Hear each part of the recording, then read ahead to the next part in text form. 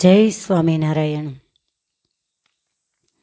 આજે આપણે ગૌરવવંતી એવી ભારતની ભૂમિ, જે સતી શુરા અને સંતની ભૂમિ તરીકે ઓળખાય છે, મહાન મહાન સંતો એની ખાણ જો હોય તો એ ભારતની ભૂમિ, મહાન સતીઓ એની જો કોઈ ખાણ હોય તો એ ભારતની ભૂમિ, અને જે અવતારો થઈ ગયા, દાનવીરો થઈ ગયા, મહાન મહાન જે દેશભક્ત થઈ ગયા, એની કોઈ જો ખાણ હોય તો એ છે આપણી ભારતની ભૂમિ। સતીશુરા અને સંતની ભૂમિ એટલે ભારતની ભૂમિ, કે જે ભૂમિમાં સતીઓની કુખે પાકેલા ફરજંદો, એના સંતાનો એમણે દેશને માટે પોતાના જીવન એને કુરબાન કરી દીધા હોય, એવી સતી સન્નારીની આ ભૂમિ છે। અને જેના માટે એમ કહી શકાય કે નારી તું નારાયણી, એ નારી તું નારાયણીનો નારો લગાડનાર એ આ ભારત સંસ્કૃતિની નારીઓ એને આજે આધુનિક જીવનની અંદર પોતાની વિચારધારા, પોતાના અંતરની સામે ખાસ જોયા જેવું છે કે ત્યાં અંતરદ્રષ્ટિ કરવાની જરૂર છે। અને એમાં પણ ખાસ આજની જે આધુનિક યુગની અંદર જે અતિ ભણેલ ગણેલ જેને કહેવામાં આવે છે, તમે જેને એમ માનો છો કે મારી દીકરી ખૂબ સારું ભણી જાય, અને એ ભણતરના વેગની અંદર આજના માતા પિતા કહેતા મમ્મી પપ્પા એ દીકરીને ઘરકામ, રસોઈકામ, જે કંઈ વ્યવહાર કામ શીખવાડવાનું હોય એ બિલકુલ નથી શીખવાડતા। ને કદાચ કોઈને શીખવાડવું હોય તો આજની યુવતીઓ એ શીખવા તૈયાર પણ નથી। એક જ વાક્ય તમને કહેશે કે મારે એક્ઝામ આવે છે, મારે ભણવાનું છે, મારે એક્ઝામ આવે છે, મારું ભણવાનું છે, અને એટલી હદ સુધી કે સાસરે મોકલે ત્યાં સુધી એ દીકરીને રસોઈ પણ પૂરી નથી આવડતી। અને આજે આપણે સૌ કોઈ જાણીએ છીએ કે છોકરીઓ મળતી નથી, એટલે સામેવાળા બિચારા એમ કે અમે રસોઈ કરીને ખવડાવશું, પણ જેમ તેમ કરી અને ઘર બાંધી અને સુખીથી જીવન જીવે। અને છતાં પણ આજે કોઈની સાસર વેલની અંદર કોઈ ઊંચા અવાજે બોલે એ પોસાતું નથી। સાસર વેલની અંદર બે જ કામ વધારે કરવાના હોય તો એને ગમતું નથી। અને જ્યારે પિયર પક્ષની અંદર તપાસ કરો તો રાત્રિ દિવસ સિલાઈ કરી હોય, હંચો આક્યો હોય, આખા ગામના આણા સીવ્યા હોય, અને સસરાને ત્યાં આવે ને ત્યારે માંડે અને માથું દુખવા ને પેટ દુખવા, એમાંય ફેમિલી જોઈન્ટ હોય, અને જેઠાણી કદાચ સિલાઈ કામ કરતી હોય ને આને 5 કામ ઘરના વધારે કરવાના હોય ને એટલે તરત જ રસોડામાં ત્યાં તો 4 દિવાલ હરખી હોય, પેલી સિલાઈ મશીનમાં હોય, સાસુ વાસણ કૂચણ કરવામાં હોય, એટલે સીધી ફોન લઈને કાં તો અગાશીમાં જાય, કાં તો બાથરૂમમાં જાય, કાં તો રસોડામાં જાય। મમ્મી આખા ઘરનું કામ મારે જ કરવાનું, અને સામે માં કાનનો ટવકો લઈ અને સાંભળવા તૈયાર બેસી જ ગઈ હોય। આજે મોટા પ્રમાણમાં દીકરીને સારો ઉપદેશ આપનારા માતા પિતા ખૂબ ઓછા જોવા મળે છે। જે ઉપદેશ આપતા હતા ને એને માતા પિતા કહેવામાં આવતું હતું, અને આજે જે ઘર ભંગાવે છે ને એને મમ્મી પપ્પા કહેવામાં આવે છે। જે તમારા બોધપાઠ છે ને એ દીકરીને 5 કામ વધારે કરવાના બદલે તમે એમ જઈને કહો છો કે અમારી છોકરીને કાંઈ અમે કામવાળી તરીકે નથી મોકલી, તો હારે 2-3 આપવી હતી ને તો દીકરીને કંઈ કરવું જ ન પડે। અને તમે ક્યાં બાળપણથી પાટે બેસાડી હતી, અને કદાચ બેસાડી હોય તો સસરા પક્ષે વળાવવા માટે દીકરીને તો કામકાજ કરવું જ પડે, અને જો કાંઈ ન કરાવવું હોય તો એને ઘરે જ રખાય। સાચા માતા પિતા એ છે કે જે દીકરીને સાચી શિખામણ આપે। પછી તે શ્રીમંતની દીકરીને એમાં પણ જોયું છે ઘણી જગ્યાએ કે પૈસાવાળાની દીકરી હોય અને સામાન્ય ઘરમાં દીધી હોય ને, પછી તમે જુઓ એનો પાવર, આખા ઘરને હાથની આંગળાની નીચે નચાવતી હોય। તો ઘણી જગ્યાએ એવું પણ જોયું છે કે બિચારા સામાન્ય ઘરની છોકરી લાવે, અને સામાન્ય ઘરની છોકરી એના પપ્પાને ત્યાં ખાવા ખીચડી ન હોય, રાત્રે દિવસ કાળી મજૂરી કરી હોય, કામ કર્યું હોય, અને અહીંયા આવે એટલે તમે જુઓ એના ખેલ, એનો પાવર, એનો રોફ, એ આખા ઘરને પરેશાની કરતો હોય છે। ખાનદાન મા બાપ હોય એમ કે જુદું થવું તો કહે છે ભલે ને ગમે એમ કરીને એનું ખાય છે ને એનું ઘર ચાલે છે ને એમ કરીને જુદા કરે તોય આને ન પોસાય. આવી પરિસ્થિતિની અંદર દીકરીઓએ વિચારવા કરતાં તો પહેલાં માતા પિતાએ વિચારવાની જરૂર છે. અને કોઈ પણ દીકરીનો ફોન એની મમ્મી ઉપર કે પપ્પા ઉપર આવે અને એમ કે મમ્મી મારે ઘરની અંદર આમ પ્રોબ્લેમ છે ને આમ છે, તો એને એક જ શબ્દ ટૂંકની અંદર કહી દેવાય કે સાસરું છે.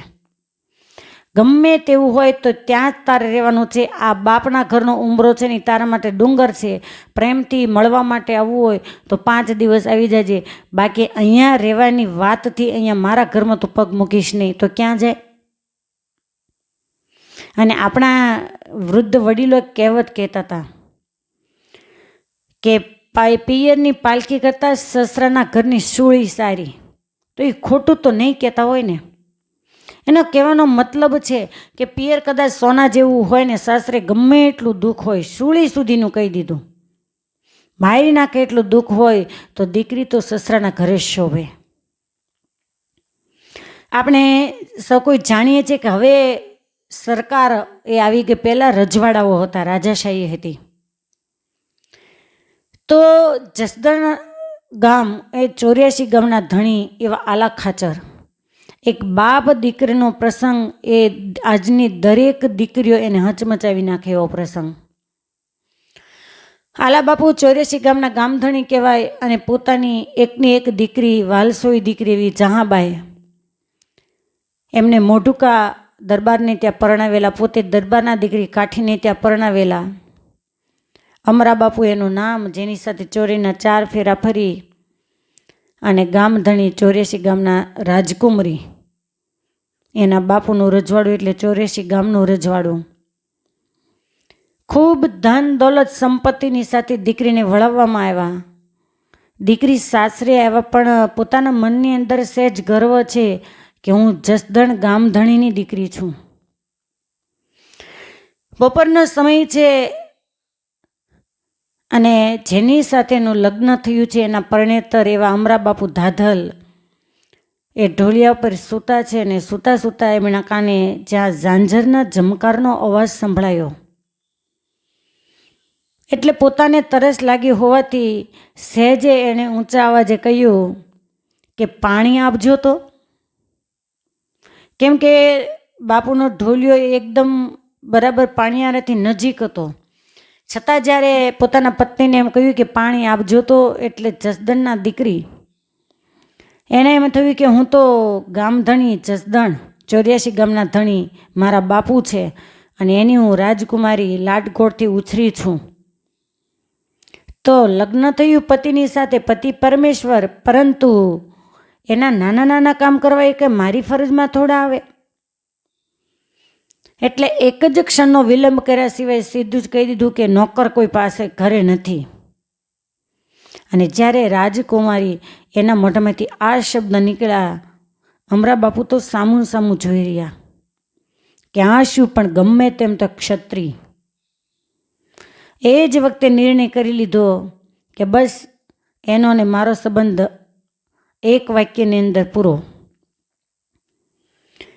પોતે ઊભા થઈ અને ઢોલિયા ઉપર દૂર થોડે ચાદર હતી એ લઈને ઢોલિયા ઉપર પાછા સૂઈ ગયા.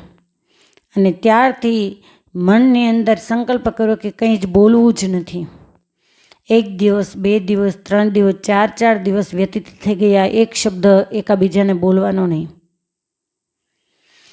ચોથા દિવસનું સવાર અમરા બાપુ ઓરડામાં આવીને કહે છે કે સાંભળ્યું, જસદણથી સમાચાર આવ્યા છે કે તમારે આંટો જવાનું છે. અને પિયરના સમાચાર આવ્યા હોવાથી દીકરી તો એકદમ આનંદ ઉલ્લાસમાં આવી ગયા.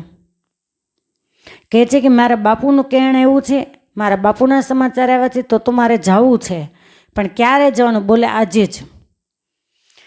વેલડું આવે છે ને હું ઘોડીએ પલાણ તૈયાર કરું છું. ઘોડી સાબદી કરી અને અમરા બાપુ ઘોડી ઉપર સવાર થયા અને જહાબાઈને વેલડાની અંદર બેસાડવામાં આવ્યા. જસદણનું પાદર આવ્યું એટલે અમરા બાપુએ ઘોડી પાછી વાળી. વેલડામાં બેઠા બેઠા જહાબાઈ કહે છે કે તમારે ગઢમાં નથી આવવાનું? બોલે ના, મારે ગઢમાં નથી આવવાનું. અને તરત જ આ દીકરી એનું હૈયું માપી ગયું કે મેં જે પાણીના પ્યાલાની ના પાડી હતી ને એનું આ પરિણામ છે.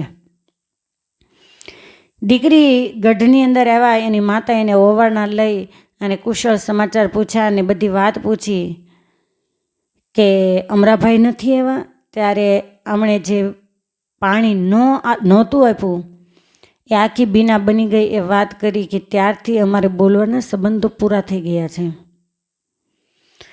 એમના માતા છે એમણે આલા ખાચર કહેતા આલા બાપુ એને વાત કરી કે દીકરી સસરાના ઘરે ગયા હતા પણ એક પાણીનો ગ્લાસ નથી આપી શક્યા. એના કારણે આપણા ભાણેજ, કેમ કે એમના ભાણેજ અમરા બાપુ સગા આલા ખાચરના ભાણેજ હતા. ક્ષત્રિય ધર્મ પ્રમાણે મામાફઈમાં લગ્ન થાય એ રીતે આલા બાપુ એના ભાણેજ અમરા બાપુ થાય. ભાણેજ કોચવાઈ ગયા છે. અમરા બાપુએ સમાચાર મોકલ્યા કે આલા ખાચરે કે અમરા બાપુને માલુમ થાય કે અત્યારે ને અત્યારે એ જસદણમાં આવે.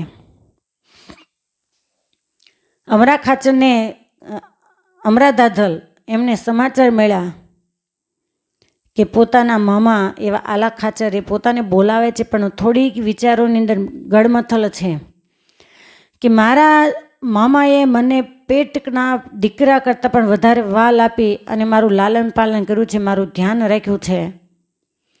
હવે એને મને જ્યારે બોલાવ્યો છે ત્યારે શું કહેવા માગતા છે મને પણ ખબર નથી. પાછા ઘોડીએ પલાણ નાખી અને જસદણ બાજુ રવાના થાય. ડેલીની ઉપર મેળી છે, ત્યાં આલા ખાચર બેઠા છે અને અમરા બાપુ ત્યાં જાય. અમરા બાપુએ સહેજ પોતાની દૃષ્ટિથી મામાની સામે જોયું તો મામાની આંખમાં નિર્દોષ નિખાલસતા જોઈ. અમરા બાપુ માપી ગયા કે મામાને મારા પ્રત્યે કોઈ પ્રકારનો દ્વેષ કે મનની અંદર કોઈ એવી રાગ દ્વેષની ભાવના નથી. બંને મામા ભાણેજ બેઠા છે. એ વખતે આલા ખાચર કહે છે કે અમરાભાઈ, દીકરીએ બહુ મોટી ભૂલ કરી નાખી. એને એના મનની અંદર જે રાજકુંવરી તરીકેનો અહમ છે ને એ અહમે તમારા વેણ ઉપર પાણી ફેરવી દીધું. ત્યારે અમરા બાપુ કહે છે કે મામા, એ જે બોલ્યા હશે એ ભલે બોલ્યા, પણ મારા મનની અંદર એવો કોઈ રંચ માત્ર એના પ્રત્યે ઘૃણા નથી. ત્યારે આલા ખાચર કહે છે કે નહીં અમરાભાઈ, એને કંઈક તો બોધપાઠ આપવો જ પડશે, એ મારું લોહી છે. અને એમ વાત કરતાં કરતાં આલા ખાચર એમણે ભાણેજના કાનની અંદર કંઈક ગૂંચપૂચ વાત કરી અને ત્યાં અમરા બાપુ બોલ્યા કે ના હો મામા, એ મારાથી ના થાય. મને કાંઈ વાંધો નથી, હું મારું જીવન એકલો જીવી શકું એમ છું, પરંતુ એ મારાથી નહીં થાય. ત્યારે અમરા બાપુએ કહ્યું કે નહીં, આલા ખાચરે કહ્યું કે નહીં અમરાભાઈ, આ તો તમારે વાત મારા માટે માનવી જ પડશે. અને આમ જ્યાં વાતચીત કરી રહ્યા છે ત્યાં ગઢમાંથી સાદ પડ્યો કે છાશું તૈયાર છે. બંને મામા ભાણે જે જમવા માટે આવે ને એ જ વખતે ગઢમાં જે ઓસરીની ધાર હતી, કોર હતી, ત્યાં પગરખા ઉતરવાના બદલે અમરા બાપુએ ચોકમાં વચ્ચોવચ્ચ પગરખા ઉતાર્યા. આગળ આલા ખાચર છે ત્યારે કહ્યું કે અમરાભાઈ, પગરખા ત્યાં કેમ ઉતાર્યા, તમે અહીંયા ઉતારો, અહીંયા સુધી પહેરીને આવો, એમ વાત કરે છે. ને એ જ વખતે આલા ખાચર એમણે જઈ અને અમરા બાપુને જે પગરખા હતા એ હાથમાં લીધા. એટલે અમરા બાપુ કહે છે કે હા મામા, તમે આ શું કરો છો? તમને એ તો ખબર છે ને કે તમે મારા મામા છો, તમે પૂજનીય છો, વંદનીય છો. આલા ખાચર કહે છે કે હા, હું તમારો મામા છું, મને ખબર છે. અરે મામા, હું તમારો ભાણેજ છું. બોલે કે અમરાભાઈ, ભાણેજ તમે છો, પણ અત્યારે તમે મારા જમાઈ છો. અને જમાઈ છે ને હંમેશા, ભલે હું 84 ગામનો ધણી રહ્યો, પણ જમાઈનું સ્થાન મારા દરજ્જા કરતાં મોટું છે, કેમ કે મેં તમને દીકરી આપી છે. દીકરી આપ્યા પછી હંમેશા માટે હું તમારાથી નાનો છું એમ કહી અને પગરખા માથે લઈ અને જ્યાં ઓસરી સુધી આવે અને ક્યારને જ્યાં ભાઈ ઓરડામાંથી બારીમાંથી જોઈ રહ્યા હતા કે મારા બાપુ અને એ શું વાત કરી રહ્યા છે. અને જ્યાં ભાઈ આ દ્રશ્ય જોયું કે 84 ગામના ધણી એવા મારા બાપુ મારા ધણીના પગરખા જો માથે લેતા હોય તો હું અહમની ઝાડમાં મેં ગામ ધણી દરબારની દીકરીના વેમની અંદર અરે કેવા શબ્દ કહી નાખ્યા. અને એ જ વખતે પારાવાર પસ્તાવો થતા ઓરડામાં એનાથી ધ્રુસકું મુકાઈ ગયું. અને રડવાનો અવાજ સાંભળતા જ રાજવી કળા જેને વાપરી છે એવા આલા ખાચર એમણે અમરાભાઈ દરબાર એની સામે જોયું. બંને આછું સ્મિત કર્યું અને બંને મનોમન સમજી ગયા. અને ત્યારે આલા ખાચર અમરા દાદલને કહે છે કે ભાણેજ, જ્યાં સુધી દીકરીને બોધપાઠ ન અપાય ને ત્યાં સુધી મારા બાપ તરીકેની ફરજ લાજે. મારે એને કાંઈ જ કહેવું પડ્યું નથી. આ કળાથી એનું મન છે એ માની ગયું છે ને એની ભૂલ એને ઓળખાઈ ગઈ હશે. અને જ્યાં ઓરડામાં જહાંબાઈના માતા આવે એ જ વખતે કહે છે કે માં, મારું વેલડું તૈયાર કરો, મારે જલ્દી મોઢુકા જવાનું મોડું થાય છે. માં, મેં બહુ મોટી ભૂલ કરી નાખી. મેં કાઠીને ન કહેવાનો શબ્દ કહી દીધો. અને દીકરીનું વેલડું તૈયાર કરી અને વળાવે ને એ જ વખતે આલા ખાચર શિખામણ આપે કે બેટા દીકરી, કુળને ઉજાળજો અને બાપના ગુણ છે એના ઉપર પાણી ન ફેરવશો. ત્યારે જહાંભાઈ હાથ જોડી કહ્યું કે બાપુ, હવે મને મારી ભૂલ સમજાઈ ગઈ છે. હું ક્યારેય તમારા નામને લાંછન લાગે ને એવું નહીં કરું. આ છે એક મા બાપની દીકરીને શિખામણ કે બેટા દીકરી તો કુળને ઉજાળજે, પણ કોઈ અમારા સામે આંગળી ચીંધીને એમ કે આની દીકરી આવી છે ને એવું વર્તન ક્યારે તું સસરા પક્ષે કરીશ નહીં. અને આવી શિખામણ જો દરેક મા બાપ આજે સંસારની અંદર આપે ને તો છૂટાછેડાના કેસ જ બંધ થઈ જાય. અને દીકરીને ઘરભંગ કરાવવામાં મોટામાં મોટો જો કોઈનો ફાળો હોય ને તો બાપ કરતાં એ માનો ફાળો વધારે છે.